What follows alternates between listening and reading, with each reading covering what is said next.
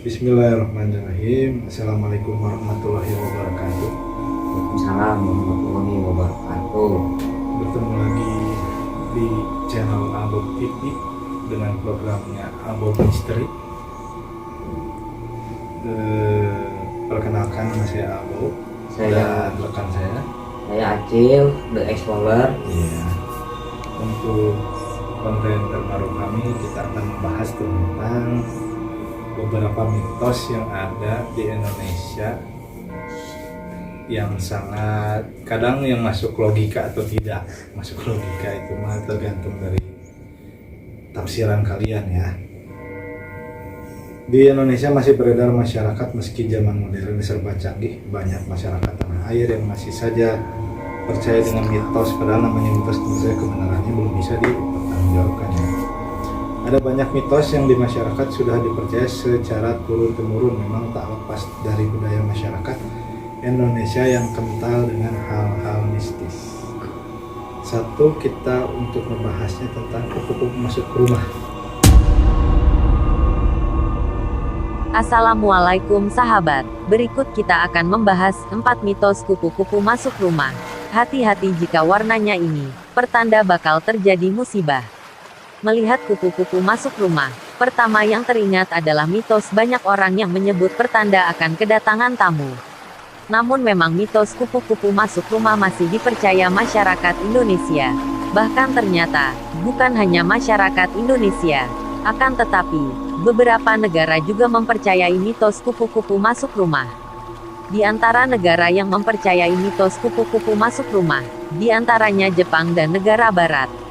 Selain karena keindahannya, kupu-kupu juga terkenal dengan beberapa mitos. Salah satunya yang sering diyakini kebenarannya adalah kupu-kupu masuk rumah. Berikut ini 4 mitos kupu-kupu masuk rumah berdasarkan warnanya. 1. Jika kupu-kupu berwarna coklat. Kupu-kupu berwarna coklat masuk ke dalam rumah pertanda akan ada kedatangan tamu orang baik.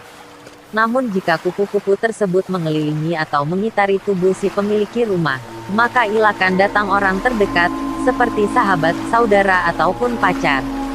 2. Jika kupu-kupu berwarna hitam. Jika ada kupu-kupu hitam masuk rumah dan mengelilingi tuan rumah, pertanda akan ada musibah datang. Mesti berhati-hati, meski begitu tak selamanya mitos ini benar adanya. Namun, apa salahnya waspada? Apalagi, bila kupu-kupu itu tak beranjak dari rumah sudah beberapa hari.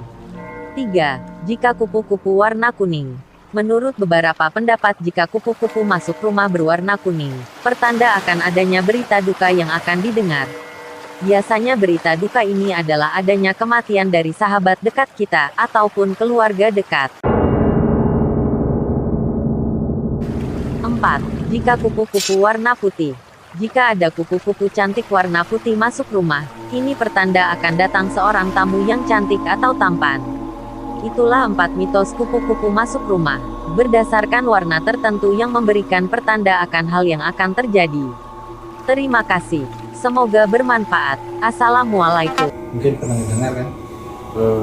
Saya sih pernah mendengar sih Bang ya, tentang kupu-kupu ke rumah itu, yang katanya itu adalah pertanda ada datangnya makhluk gaib atau yang disebut juga makhluk tak kasat mata. Begitu Bang. Ya.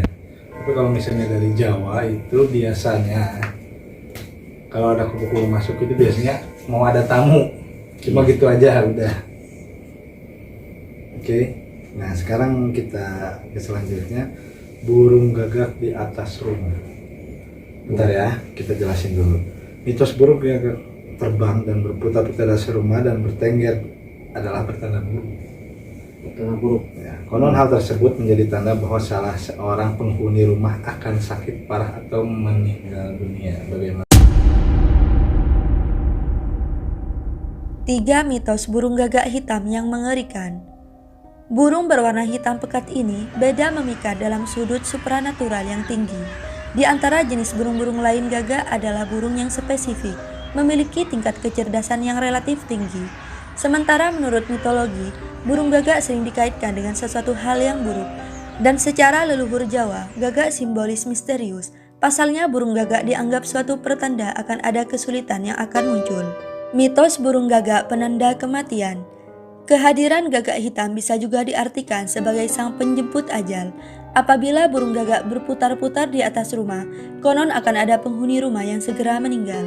Gagak hitam memang paling suka dengan bangkai. Begitu ada bangkai, rombongan gagak akan langsung datang berbondong-bondong menggeburuti bangkai itu. Begitu ada bangkai, rombongan gagak akan langsung datang berbondong-bondong menggerubuti bangkai itu.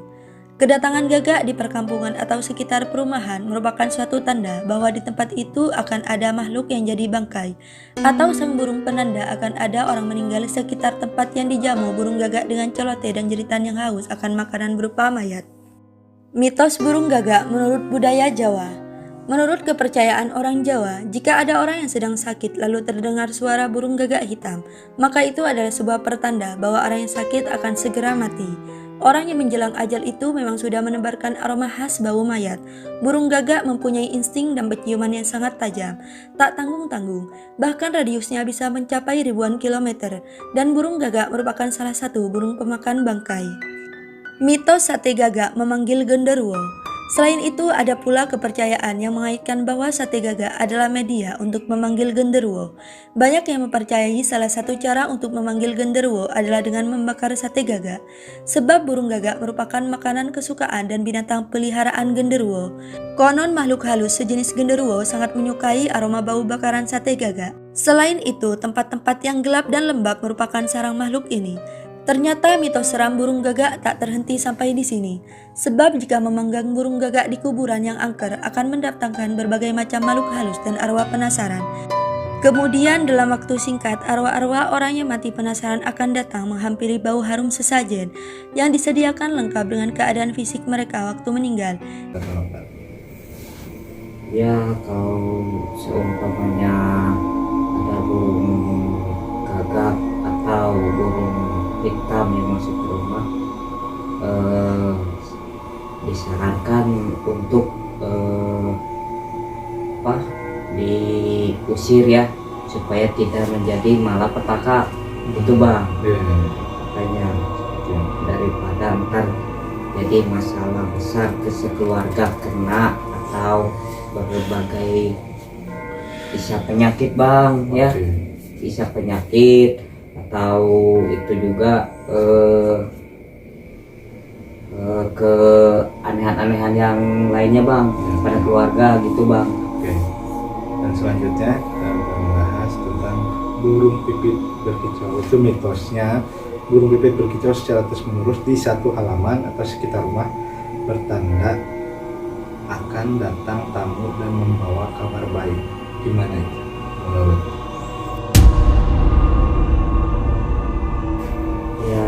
Kalau misalkan ada burung pipit ke masuk ke rumah atau diam di pagar, yang lebih baik dibiarin saja bang, atau jangan digimana-gimanakan, bahwanya itu ya bisa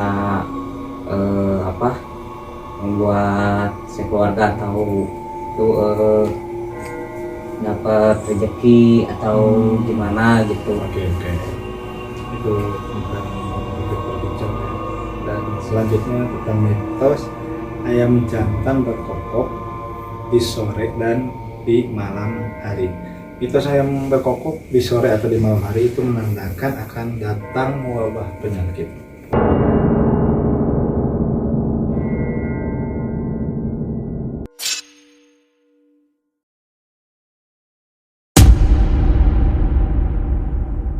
Penyakit Katanya, selain itu konon akan ada wanita di lingkungan tersebut yang hamil di luar nikah. Di beberapa daerah yang berkokok ini menandakan akan ada pencurian atau perampokan. Itu yang saya dapat sumbernya dari Google. Ya kalau itu sih rata-rata itu bang, jadi seperti musibah-musibah kecil atau besar ya gitu bang ya. Terus selanjutnya ada anak gadis duduk di depan pintu. Nah, gadis duduk di depan pintu mitosnya yang Indonesia yang populer ya. Ya. Karena menurut kepercayaan Jawa, anak gadis di depan pintu akan susah mendapat jodoh.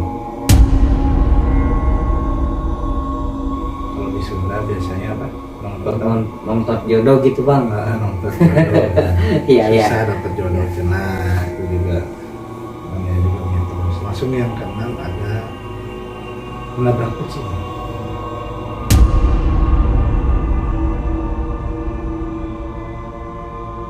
Apa hukumnya bila tidak sengaja menabrak kucing hingga mati? Apakah harus dikubur menggunakan baju yang sedang dipakai? Kemudian, apabila istrinya sedang hamil, apakah menjadikan bayinya cacat? Di tengah masyarakat berkembang kepercayaan bahwa menabrak kucing akan menyebabkan kesialan, bala, atau musibah. Tidak ada dalil dari Al-Quran maupun hadis yang menjelaskan bahwa menabrak kucing memiliki hukum khusus, misalnya mendatangkan kesialan atau musibah. Ini merupakan mitos yang berkembang di masyarakat, dan seorang muslim tidak boleh meyakini sesuatu kecuali berdasarkan Al-Quran dan hadis. Apabila menabrak kucing dilakukan dengan tidak sengaja, maka dia tidak akan menanggung dosa apapun. Kesalahan yang datangnya karena ketidaksengajaan, maka Allah Subhanahu wa Ta'ala memaafkan kesalahannya.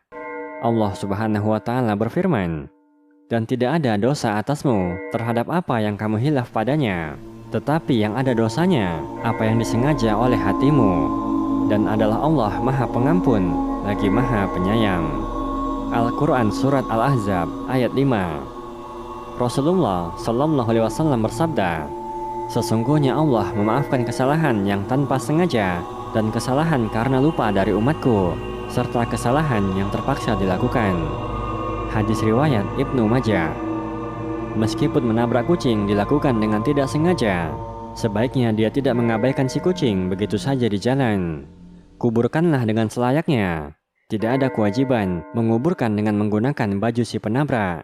Kuburkanlah dengan selayaknya sehingga tidak mengganggu orang lain. Karena orang yang terganggu, misal dengan baunya, maka akan menjadi dosa bagi si penabrak. Tidak sengaja menabrak kucing juga tidak ada kaitannya dengan gangguan kehamilan pada istri.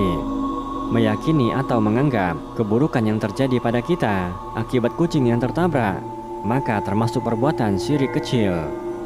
Apabila menabrak kucing dilakukan dengan sengaja, atau dengan sengaja menyiksa kucing ataupun hewan lainnya, maka dia telah berbuat zalim. Dikisahkan dalam sebuah hadis, ada seorang wanita yang tidak pernah memberi makan kucing peliharaannya. Bahkan dia tidak mau melepaskan sang kucing untuk mencari makan dan membiarkannya kelaparan. Kelak dia akan mendapatkan siksa di neraka karena kejahatannya terhadap sang kucing. Rasulullah Shallallahu Alaihi Wasallam bersabda, "Ada seorang wanita yang masuk neraka karena seekor kucing. Dia memeliharanya namun tidak memberinya makan, tidak pula minum, dan tidak dilepaskan sehingga bisa makan binatang melata tanah." Hadis riwayat Bukhari dan Muslim. Ketentuan ini tidak hanya berlaku pada kucing saja. Menyiksa burung, melaga ayam, atau hewan lainnya, maka kelak dia akan mendapatkan siksa atas perbuatannya. Menabrak kucing kan biasanya suka ada hal-hal biasanya yang tidak mengenakan. Ya, jadi gini bang, kalau menabrak kucing itu ya suka ada masalah yang dikit-dikit bang. Jadi kalau sesudah menabrak kucing suka ada balasannya bang. Nah gitu, seperti contohnya gini, ketika kita menabrak hewan, misalkan kucing, nah besoknya kita dapat musibah kembali bang, ataukah jadi kecelakaan, ataukah gimana terjadi sesuatu kah pada diri kita atau keluarga kita bang. Nah gini, contohnya ada tetangga saya yang itu menabrak kucing, orangnya langsung sakit bang, begitu seperti ya kecelakaan kecilnya gitu. Tadi kita udah membahas beberapa tentang mitos dan mungkin nanti juga ada beberapa video ilustrasi yang untuk menampakkan beberapa yang tadi kita jelaskan ya. Mungkin kita cukupkan dulu untuk saat ini. Iya bang. Jadi buat semuanya, kalian ada mitos atau tentang apa, tinggal tulis di komen. Tulis Gimana, di Bang? komen aja. Ini di bawah. Ya, kalian komen, like and share. Jangan lupa subscribe Abop TV Dan dan Acil Acil The The Explorer. Explorer. Oke. Terima kasih banyak untuk partisipasinya, untuk semua yang nonton. Dukung kami juga dari segala halnya ya, sama doanya. Terima kasih. Assalamualaikum warahmatullahi wabarakatuh.